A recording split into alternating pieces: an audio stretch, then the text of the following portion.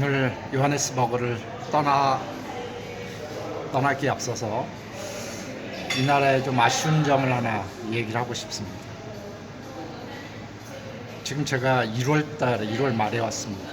한국은 지금 영하 13도 뭐 이렇게 나간다고 하는데, 그러면 이제 이게 남반구에 있으니까 여기 요하네스버그는 한여름인데요. 정말 날씨가 좋습니다. 제가 거의 9일 정도 여기 머물렀는데, 아침에는 긴 옷을 입어야 될 정도로 아침 저녁은 선선하고, 오후에도 해가 뜨면 아주 더운데 그늘 밑에 가면 아주 시원합니다. 날씨도 좋고 경제도 좋은 것 같아요. 시내를 저희가 주로 돌아다니긴 했지만 센턴이나 로즈뱅크 지역은 정말 비즈니스 센터로 어디 뉴욕 중심가 맨하탄을 보는 것 같은 그런 느낌이 들고요. 그 다음에 정말 아름다운 초원과 잘 보존된 자원, 그리고 동물들, 사파리 동물들이 자유롭게 살 수 있는 지역, 정말 많은 걸 가지고 있어요. 그리고 영어를 공용어로 쓰기 때문에 세계 사람들이 쉽게 방문할 수가 있는, 게다가 국민소득도 굉장히 높죠. 그런데 치안이 문제예요. 그래서 저는 이 나라가 만약에 치안 문제만 해결을 한다면 정말로 잠재성이 높은 나라다. 얼마나 많은 관광객들이 오겠습니까? 정말 그 부분이 정말 아쉽습니다. 우리가 남아프리카 공화국에 자주 못 오는 이유가 위험하다라는 그런 인식이 있기 때문이잖아요. 근데 이 부분만 해결된다면 정말 즐겁게 와서 싼 물가를 즐기고, 그리고 문화도 즐기고 자연도 즐기고, 그래서 치안 문제만 개선이 된다면 정말 나무랄 데 없는 곳이다, 이런 생각이 듭니다. 떠날 준비가 다 됐습니다. 배낭 앞뒤에 하나씩. 그렇게 무겁지 않습니다.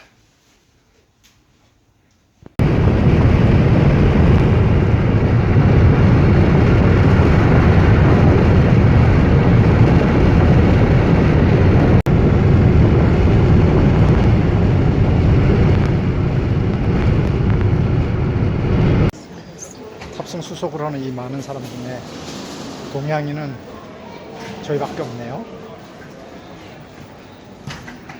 짐바브웨는 사실 두 가지로 굉장히 유명하죠. 그 무가베 대통령이라고, 아마 제 나이쯤 된 분들은 전부 이름을 엄청 많이 들어봤을 겁니다. 세계 가장 오랜 독재자 중에 한 명이죠. 거의 30년을 독재를 했어요. 하도 데모를 하니까, 민주화에 의해서 데모를 하니까 갑자기 그 밑에 있던 부통령을 중심으로 해서 군부 쿠데타가 일어납니다. 무가베 대통령은 실각이 됐긴 하지만 그 밑에 부통령으로 있던 사람이 현재 대통령이 됐습니다. 그러니까 사실 이 사람들은 접근 놓기가 힘들겠죠. 왜냐하면 그 현재 대통령이 있던 사람도 그 무가베 대통령 밑에서 부통령을 했던 사람이기 때문에 일어났던 일들의, 그 독재 정권 하에서 일어났던 일의 상당 부분 아마 책임이 있을 겁니다. 두 번째는 인플레입니다. 인플레이션이 얼마나 심한지, 때로는 이거 정확하진 않습니다. 2억 %? 정말 정말 들어보지도 못한 숫자입니다. 인플레이션으로 10%, 5% 이렇게만 돼도 인플레이션이 심하다고 하는데, 그래서 짐바브웨는 아주 화폐를 찍을 종이가 없어서 화폐를 못 찍는다, 이런 얘기가 됐고요. 현재는 어떻게 하냐면 짐바브웨에서 쓰는 자기 나라 돈은 공무원들이 월급 줄 때만 쓰는 거고, 공무원들도 데모로 한답니다. 정말 본 적 없는 광활한 초원입니다. 이렇게 넓은 초원을 본 적이 정말 제 상상을 초월하는, 저 지평선까지 전혀 시야에 거침이 없습니다. 짐바브웨에 도착했습니다. 저 공항에서 비자를 사야 됩니다. 그래서 아마 여기는 비자를 파는 것 같아요. 따로 신고하는 건 없는 것 같고. 드디어 비자를 샀습니다. 사고 지금 입국 심사를 받으러 갑니다. 여기 원래 잠비아 유니비자라고 그래서 짐바브웨와 잠비아를 동시에 쓰는 비자를 50불에 사는데, 저는 그냥 단수비자로 30불짜리를 샀습니다. 갑시다. 오늘 저녁 우리가 묵을 호텔입니다. 호텔 같지는 않고요. 예. 드디어 빅토리아 폴스에 도착을 했습니다. 도착하는 여기까지 오는 길이 굉장히 험하네요. 중간 과정을 다 찍어서 보여드렸으면 좋겠는데 짐이 많아가지고 짐을 나르느라고 지금 허덕거리다가 겨우 이제 카메라를 꺼냈습니다. 자, 이쪽으로 가는 길이고요. 이렇게 생겼네요. 세계에서 가장 아름다운 폭포라고 그러네요. 그 어제 여기 있는 사람, 물론 뭐 사람마다 견해가 좀 다르겠는데 이 폭이 1.7km 그리고 거의 일정하게 거의 100m 120m 이 정도 높이로 이렇게 떨어지나 봅니다.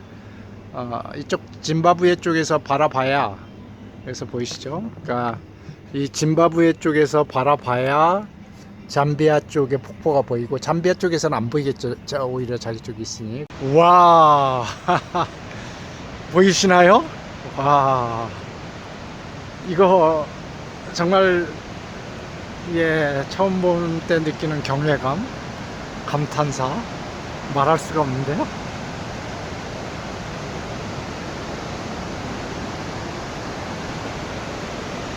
살짝 보이시죠?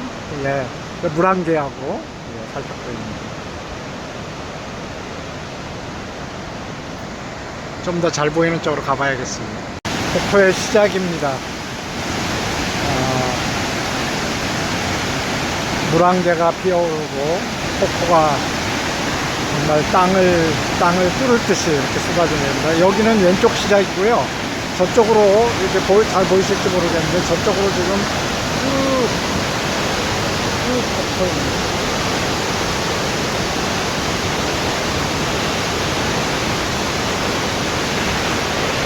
하늘은 맑은데 비가 내립니다. 폭포수가 공기 저항에 부딪혀서 하늘로 올라갔다가 다시 내려오는 거죠. 물방울이 막 뿌옇습니다. 물방울이 많으니 무지개가 생깁니다. 아주 환하게 보이는데요. 무지개는 항상 반원 모양으로 이렇게 생기는 것 같습니다. 이렇게 멋진 광경을 보고도 수학적인 생각을 하면 약간 이것도 직업 병이죠. 저는 영화를 볼 때마다 저 폭포에서 뛰어내리는 사람들을 많이 봅니다. 클리셰죠. 적에게 쫓기다가 혹은 뭐 멋지게 보이기 위해서 저 절벽의 끝에 앉아서 뛰어내립니다. 살 수 있을까요? 대부분 살지요. 대부분 삽니다. 영화에서는. 그런데 저는 정말 살 수 있을까? 대부분 영화에선 뛰어내리고 쫓아오는 적은 저 자식 죽었을 거야. 그리고 이제 추적을 포기하지요. 그런데 주인공은 싹 물속에서 살아서 나옵니다. 자, 걸어가면서 한번 그 얘기를 좀 해보겠습니다. 저 높이가 한 100m, 계산하기 쉽게 하기 위해서 한 120m 정도 된다고 치면, 제가 살짝 계산을 해보니까 저 폭포수가 위에서부터 밑에까지 떨어질 때까지 걸리는 시간이 약 5초 정도 됩니다. 5초. 자, 그러면 속도가 어떻게 될까 계산을 생각을 해봤습니다. 자, 여기는 짐바브웨라서 평야 지역입니다. 완전히 평야 지역에서 물에 흐르는 속도가 굉장히 느립니다. 유속이. 따라서 우리가 물론 뭐 폭포의 제로일 수는 없지만 떨어지는 순간 속도가 0이라고 하고요. 1초 후에 속도가 얼마가 될까? 속도가 10입니다. 중력가 속도에서 1초 후에 속도는 10이 됩니다. 2초 후에는 속도가 20이 됩니다. 3초에는 속도가 30이 되죠. 그러면 어떻게 될까요? 대략적으로 1시간에 360초, 3600초죠. 60 곱하기 60이니까 3600 곱하기 이거를 5를 하면 대략 시속 한 180km 정도 나오네요. 생각을 해보세요.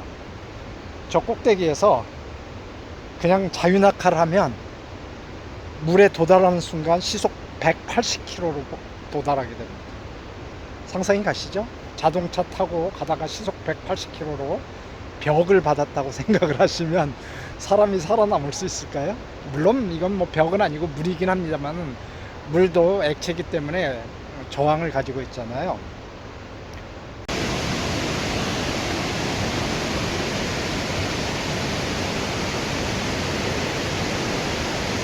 감탄사 외에는 말을 할 게 없는데요.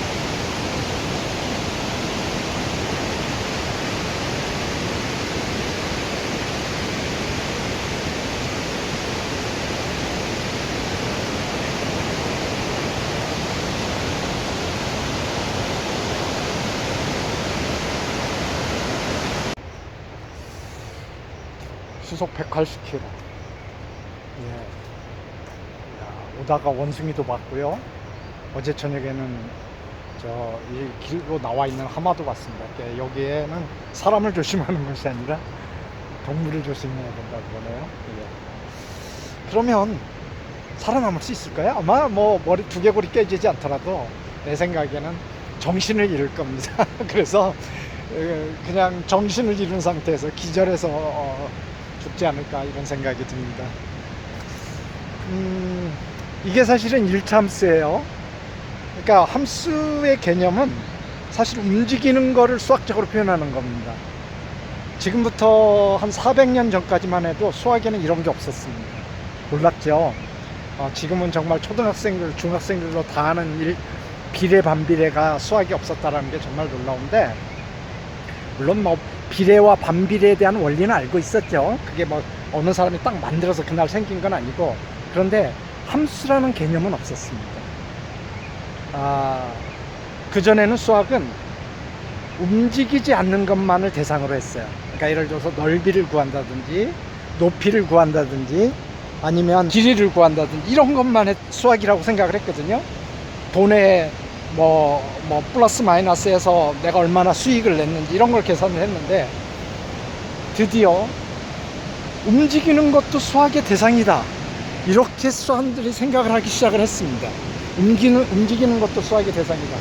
제 얘기 들으면서 폭포도 한번 보시면서, 저 뒤에 폭포가 잘 보이시는지 모르겠습니다. 그러니까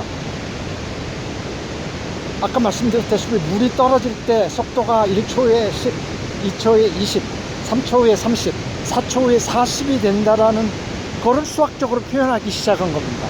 다행히 이때쯤에서 데카르트라는 사람이 좌표를 만들었습니다. 그러니까 X축, Y축으로 표현되는 좌표라는 걸 만들었습니다. 우리 중학교 1학년쯤 되면 다 좌표를 배우죠. 초등학교 6학년 때쯤 배우나요?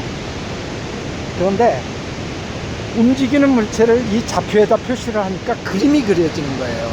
그러니까 수학에서 최초로 머릿속에 있는, 그러니까 원래 존재하는 건 아니고 머릿속에 있는 계산 결과를 그림으로 나타낼 수 있게 된 거예요. 그러니까 그게 바로 함수입니다. 여러분 1차 함수 아시죠? 1차 함수는 직선이잖아요. 직선입니다.